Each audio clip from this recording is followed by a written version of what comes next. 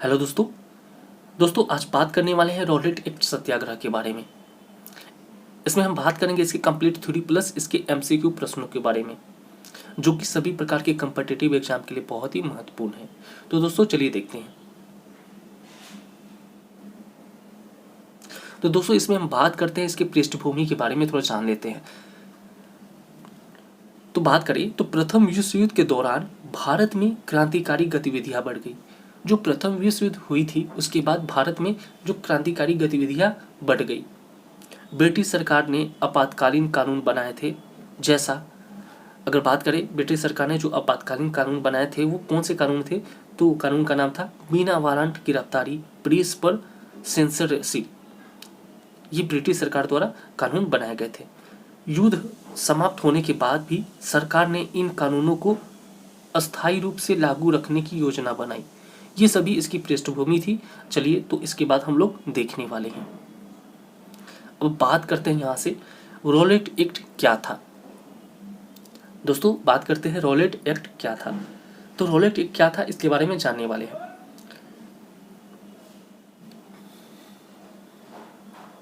तो चलिए इसके बारे में देखते हैं। इसे रॉलेट एक्ट यानी रॉलेट एक्ट 1919 में ब्रिटिश सरकार ने इंपीरियल लेजिस्लेटिव काउंसिल में पास किया। ठीक है, रॉलेट एक्ट जो कानून था उसको 1919 में ब्रिटिश सरकार ने इंपीरियल लेजिस्लेटिव काउंसिल में पास किया। इसे पेश किया था किसने? सर सिडनी रॉलेट ने। रॉलेट एक्ट को पेश किसने किया था? सर सिडनी रॉलेट ने, इसलिए इसे रॉलेट एक्ट कहा गया। आइए हम बात करते हैं दोस्तों इसके मुख्य प्रावधान के बारे में। इसके मुख्य प्रावधान की बात करें तो पहले नंबर बात करें तो इसमें बिना मुकदमा चलाए किसी भी व्यक्ति को गिरफ्तार कर सकते थे। यह जो कानून ऐसा कानून था कि बिना मुकदमा चलाए किसी भी व्यक्ति को गिरफ्तार किया जा सकता था। इस कानून में प्रेस की स्वतंत्रता पर रोक लगा दी गई थी।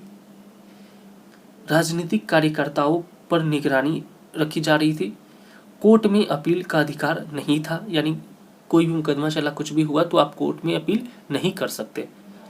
इसलिए इसे काला कानून भी कहा जाता था, यानी ब्लैक एक्ट भी कहा जाता था। तो इतना बात समझे, इसके बाद देखने वाले दोस्तों आगे बात करें रॉलेट सत्याग्रह के बारे में। तो रॉलेट एक्ट के विरोध में महात्मा गांधी ने राष्ट्रव्यापी आंदोलन की घोषणा की। इसके विरोध में रॉलेट एक्ट जो कानून था इसके विरोध में महात्मा गांधी ने एक राष्ट्रव्यापी आंदोलन की घोषणा की। और शुरुआत कब हुई इसके बारे में जान लेते हैं। तो 6 अप्रैल 1919 को राष्ट्रव्यापी हड़ताल और उपवास रखा गया। 6 अप्रैल 1919 को राष्ट्रव्यापी हड़ताल और उपवास रखा गया। हम बात करते इसके दोस्तों इसके उद्देश्य के बारे में। रॉलेट एक्ट सत्याग्रह के उद्देश्य के बारे में बात करें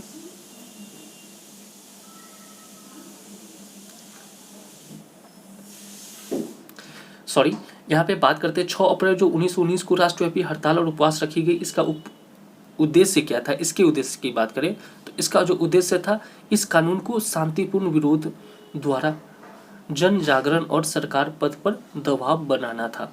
ठीक है दोस्तों, बात करते हैं इसके प्रमुख घटनाएं के बारे में। ठीक है, इसकी प्रमुख घटनाओं की बात करें तो ये इंपॉर्टेंट है एग्जाम के लिए दृष्टिकोण से। यहाँ से प्रश्न बनते हैं आपके एग्जाम में। सबसे पहले बात करें तो पंजाब में उग्र रूप कहने का मतलब क्या हुआ? तो रॉलेट एक्ट के विरोध में पंजाब में आंदोलन उग्र हो गया।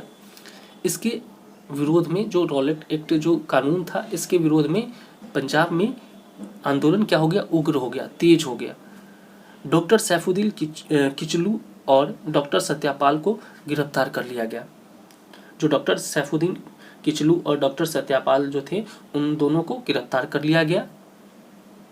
और इसके बाद बात करें दूसरा नंबर की जालियांवाला बाग हत्याकांड। तो इसकी बात करें तो 13 अप्रैल 1919 जो वैसाखी का दिन था, इसी दिन जनरल डायर ने अमृतसर के जालियांवाला बाग में शांतिपूर्ण सभा पर गोली चलाई। यानी 13 अप्रैल 1919 का जो जिस दिन वैसाखी का त्यौहार था, दिन था, उसी दिन जनरल डायर ने अमृतसर के जालियांवाला बाग में जो लोग शांतिपूर्ण तरीके से वहाँ पे सभा कर रहे थे उस सभा पे गोलियां चलवाई। कौन? तो जनरल डायर ने। और लगभग 1000 से अधिक लोगों की मौत हो गई और बहुत लोग, हजारों लोग घायल भी हो गए। यह घटना रॉलेट सत्याग्रह का सबसे क्रूर और निर्णायक मोड़ था। यह जो घटना हुई रॉलेट एक्ट सत्याग्रह का सबसे क्रूर और निर्णायक मोड़ था। ठीक है दोस्तों, बात करते हैं इसके बाद गांधी जी की रणनीति क्या रही। तो सत्याग्रह सभा रणनीति की बात करें, गांधी जी की रणनीति की बात करें तो सत्याग्रह सभा, प्रार्थना सभा, उपवास, अहिंसात्मक प्रदर्शन, ठीक है, ये सभी रणनीति गांधी जी का रहा। गांधी जी ने इसे आधुनिक भारत का पहला जन आंदोलन बताया। बात करते हैं दोस्तों परिणाम के बारे में। आखिर परिणाम इसका क्या निकला? तो ब्रिटिश सरकार की क्रूरता उजागर हुई। ब्रिटिश सरकार की जो क्रूरता थी उसको उजागर हुई। पूरे भारत में ब्रिटिश सरकार के प्रति नाराजगी बढ़ी। गांधी जी का प्रभाव राष्ट्रीय स्तर पर फैला। आंदोलन कुछ जगहों पर हिंसक हो गया, जिससे गांधी जी ने आंदोलन वापस ले लिया। जिससे गांधी जी ने आंदोलन को क्या किया? वापस ले लिया। अब चलिए दोस्तों बात करते हैं परीक्षा के लिए महत्वपूर्ण बिंदु यानी वन लाइनर बात करते हैं। तो दोस्तों बात करें सबसे पहले कि रॉलेट एक्ट कब पास हुआ। प्रश्न पूछा जा सकता है आपसे कि रॉलेट एक्ट कब पास हुआ। तो रॉलेट एक्ट पास कब हुआ? तो 1919 में। इसके बाद बात करते हैं दोस्तों किसके नाम पर था रॉलेट एक्ट। कहने का मतलब किसके नाम पर रॉलेट एक्ट था, रॉलेट एक्ट रखा गया था। तो सर सिडनी रॉलेट के नाम पर। ठीक है, क्यों कहा गया था काला कानून इसे?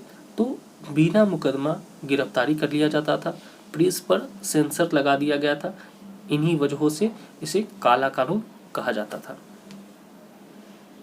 आगे देखें दोस्तों, तो रॉलेट सत्याग्रह कब शुरू हुआ? 6 अप्रैल 1919 को हुआ। कब शुरू हुआ? 6 अप्रैल 1919 को। बात करें आगे, जालियांवाला बाग हत्याकांड कब हुआ? 13 अप्रैल 1919 को। कब हुआ? 13 अप्रैल 1919 को। ये सभी इंपॉर्टेंट है, एग्जाम के दृष्टिकोण से यहाँ से प्रश्न पूछे जाते हैं। बात करें दोस्तों किसने गोली चलवाई।